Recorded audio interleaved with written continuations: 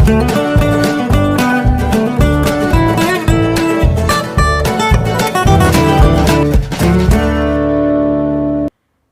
Friends, welcome to experiment with டைரஷா. இன்றைக்கி நம்ம ரஸ்மலாய் ரெசிபி தான் பண்ண போகிறோம். அதுக்காக ஒரு பாத்திரத்தில் 1/2 லிட்டர் ஃபுல் க்ரீம் மில்க் எடுத்துருக்கேன், தண்ணி சேர்க்கலை.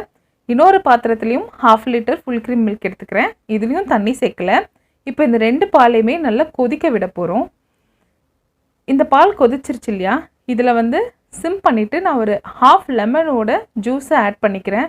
உங்கள்கிட்ட வினிகர் இருக்குன்னா அதையும் நீங்கள் டைல்யூட் பண்ணி ஆட் பண்ணிக்கோங்க. 1/2 லெமனில் பால் தெரியலன்னா இன்னும் கொஞ்சம் கூட லெமன் சேர்த்துக்கோங்க, ஒன்றும் தப்பு இல்லை. இதை நல்லா கலந்து விட்டு ஒரு 5 மினிட்ஸ் நம்ம இதை கொதிக்க விடலாம். அப்போ தான் அந்த பால் சாலிட்ஸ் தனியாகவும் தண்ணி தனியாகவும் பிரிஞ்சு வரும். பாருங்கள், இப்போது பிரிஞ்சு இந்த மாதிரி ஸ்டேஜில் இருக்கும்போது நம்ம இந்த ஸ்டவ்வை ஆஃப் பண்ணிடலாம். இந்த பக்கம் பாலை சிம்மில் வச்சு கலரி விட்டுட்டே இருங்க, அப்போ தான் அடி பிடிக்காது. இதை வடிகட்டுறதுக்காக ஒரு பாத்திரத்தில் ஒரு ஒயிட் க்ளீனான கிளாத்து போட்டிருக்கேன். அதை நகராமல் இருக்கிறதுக்காக ரப்பர் பேண்ட் போட்டிருக்கேன். அப்போ தான் தண்ணி வெளியில் கொட்டாது, வேறு யாரோட ஹெல்ப்பும் வேண்டாம். இது கொஞ்சம் குழியாக்கிக்கலாம், அப்போ தான் தண்ணியும் வெளியில் வராது. இதில் வடிகட்டினதுக்கப்புறமா நல்ல தண்ணி கொஞ்சம் ஊற்றி இதை அலசிக்கலாம். அப்போ தான் அந்த லெமனோட ஃப்ளேவர் நம்மளோட ரஸ்மலாயில் இருக்காது. இதை அலசினதுக்கப்புறமா நல்ல டைட்டாக இதில் இருக்க தண்ணியெல்லாம் பிழிஞ்சு எடுத்துருங்க. எடுத்ததுக்கப்புறம் ஒரு 20 மினிட்ஸ் இதை தனியாக விட்டுருங்க. அப்போ அதில் இருக்க இன்னும் எக்ஸஸான வாட்டர் போயிடும். அதுக்கு மேலே வேணும்னா வெயிட் வச்சுக்கலாம், அப்போ இன்னும் ஈஸியாக போயிடும். இப்போது இதை ஒரு பிளேட்டில் போட்டு நான் நல்லா பிசைஞ்சிக்கிறேன். அப்போ கொஞ்சம் சாஃப்டாக நமக்கு ரஸ்மலாய் கிடைக்கும். ஒரு 10 மினிட்ஸ்க்கு நம்மளால் முடிஞ்ச அளவுக்கு நல்லா சாஃப்டாக பிசைஞ்சிக்கலாம். பிசைஞ்சதுக்கப்புறம் இதை சின்ன சின்ன பால்ஸாக நான் எடுத்து வச்சுக்கிறேன். எனக்கு இந்த 1/2 லிட்டர் பாலில் 5 ரஸ்மலாய் பால்ஸ் கிடச்சிது. இதை கையில் வச்சு நல்லா டைட்டாக உருட்டிட்டு அதை ஃப்ளாட் பண்ணிக்கிறேன் இட்லி ஷேப்புக்கு. ஃப்ளாட் பண்ணதுக்கப்புறமா எடுத்து வச்சுக்கலாம். கிராக் இல்லாத அளவுக்கு முடிஞ்ச அளவுக்கு உருட்டுங்க, அப்போ தான் நமக்கு உடையாமல் ரஸ்மலாய் கிடைக்கும். ரொம்ப திக்காகவும் வேண்டாம், தின்னாகவும் வேண்டாம், மீடியம் சைஸில் மீடியமாக ஃப்ளாட் பண்ணிக்கோங்க. இப்போ நம்ம ஃப்ளாட் பண்ணதெல்லாம் எடுத்து வச்சுருக்கோம். நெக்ஸ்ட் நம்ம என்ன பண்ண போகிறோன்னா, ஒரு பேனில் 75 கிராம்ஸ் சுகர் ஆட் பண்ணியிருக்கேன். இதில் ஒரு 100 ml தண்ணி நம்ம ஆட் பண்ணிவிட்டு இதை கொதிக்க விடலாம். இது ஒரு கம்பி பதம் வரணுன்ற அவசியம் இல்லை, கொதிச்சா போதும். இதில் இருக்க சர்க்கரைலாம் கரைஞ்சி கொதிச்சு வந்தால் போதும். இப்போது ரஸ்மலாய்க்கு நம்ம எடுத்து வச்ச அந்த இட்லி ரஸ்மலாயை ஆட் பண்ணிடலாம். ஆட் பண்ணிவிட்டு க்ளோஸ் பண்ணி ஒரு 5 மினிட்ஸ் நம்ம கொதிக்க விடலாம். கொதிச்சாதான் நல்லா வேகும்.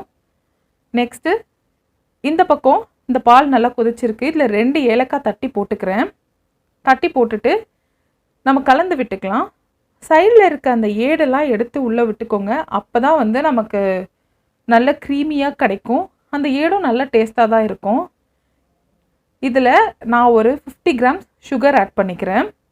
உங்கள் டேஸ்ட்டுக்கு ஏற்ற மாதிரி நீங்கள் எக்ஸ்ட்ரா போட்டாலும் ஓகே, கம்மியாக்கிட்டாலும் ஓகே தான். இது நல்லா கலரி விட்டுட்டே இருக்கலாம், இல்லைனா அடி பிடிச்சிரும்.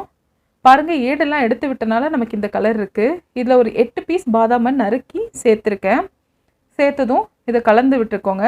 அதுக்கப்புறமா இதில் நம்ம இப்போ கோவா ஆட் பண்ண போகிறோம். இது பால்கோவா, எனக்கு அன்ஸ்வீட்டன் கோவா கிடைக்கல, அதனால நான் பால்கோவா சேர்த்துக்கிறேன்.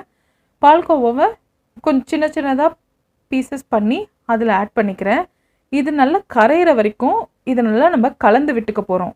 பால்கோவா ஆட் பண்ணுறதுக்கு முன்னாடி அது நல்ல பால் நல்லா திக்காக இருக்கணும் நமக்கு. இதை ஆஃப் பண்ணிடலாம். இந்த சைடு இந்த ரஸ்மலாய் டபுள் த சைஸாக இருக்குது பாருங்கள், அதனால தான் மீடியம் சைஸாகவே பண்ணிக்க சொன்னேன். இப்போது இது என்ன பண்ண போகிறோன்னா, நம்ம அடுத்த சைடு திருப்பி விட போகிறோம். அப்போ தான் இந்த சைடும் வேகும். இதில் பார்க்குறதுக்கு ஒரு மாதிரி வளவலன்னு இருக்க மாதிரி தான் இருக்கும், ஆனால் அது நம்ம இந்த சுகர் சிரப்லேருந்து எடுத்ததுக்கப்புறம் இது கொஞ்சம் ஹார்ட் ஆகும். இப்போ பாருங்கள், நல்லா 2 சைடும் குக் ஆகிடுச்சு. குக்கை உள்ளே இருக்கிறதுலாம் நல்லா நமக்கு ஸ்பாஞ்சியாக இருக்கும். இதை ஆஃப் பண்ணிவிட்டு ரூம் டெம்பரேச்சர் ஆகிற வரைக்கும் இதை கூல் பண்ணிடலாம். கண்டிப்பாக கூல் பண்ணுங்கள், இல்லைன்னா ஹார்டாக இருக்கும். இப்போ நான் என்ன பண்ணுறேன்னா, இதை இதுக்குள்ளே இருக்க சுகர் சிரப்பெல்லாம் நான் எடுக்க போகிறேன். இது வேக வைக்கிறதுக்காக தான் நம்ம பண்ணோம். அதனால் சுகர் சிரப்பெல்லாம் கம்ப்ளீட்டாக எடுத்துட்டு இதை தனியாக ஒரு பவுலில் வச்சுக்கிறேன். எல்லா ரஸ்மலாயில இருந்தும் சுகர் சிரப்பை நம்ம எடுத்தாச்சு. இப்போது நம்ம செட் பண்ணிடலாம். நம்ம ஏற்கனவே செஞ்சு வச்சோம் இல்லையா ரஸ்மலாயோட பேஸு, அதை ஒரு 2 ஸ்பூன் ஆட் பண்ணிக்கிறேன். அதுக்கு மேலே நம்ம செஞ்சு வச்ச இட்லி ரஸ்மலாய் அதை போட்டுக்கலாம். அதுக்கப்புறம் திரும்ப அந்த ரஸ்மலாய் பேஸ், அதுக்கப்புறம் இட்லி ரஸ்மலாய் இப்படி ஆட் பண்ணிவிட்டு கொஞ்ச நேரம் ஒரு 3 to 4 hours விட்டோன்னா இது நல்லா அந்த அந்த மில்க் பேஸ் இருக்குல்ல, அது இதுக்குள்ளே கலந்து நல்ல டேஸ்ட்டாக இருக்கும். இதை நம்ம ஃப்ரிட்ஜில் வச்சு சில்லுன்னும் சர்வ் பண்ணலாம். இந்த ரெசிபியை கண்டிப்பாக ட்ரை பண்ணி பாருங்கள். உங்களுக்கு பிடிச்சிருந்துச்சுன்னா உங்கள் ஃப்ரெண்ட்ஸ் அண்ட் ஃபேமிலியோடு ஷேர் பண்ணுங்கள். நம்ம சேனலுக்கு சப்ஸ்கிரைப் பண்ணுங்கள் அண்ட் லைக் பண்ணுங்கள். நோட்டிஃபிகேஷன்ஸும் ஆன் பண்ணிக்கோங்க. தேங்க்யூ.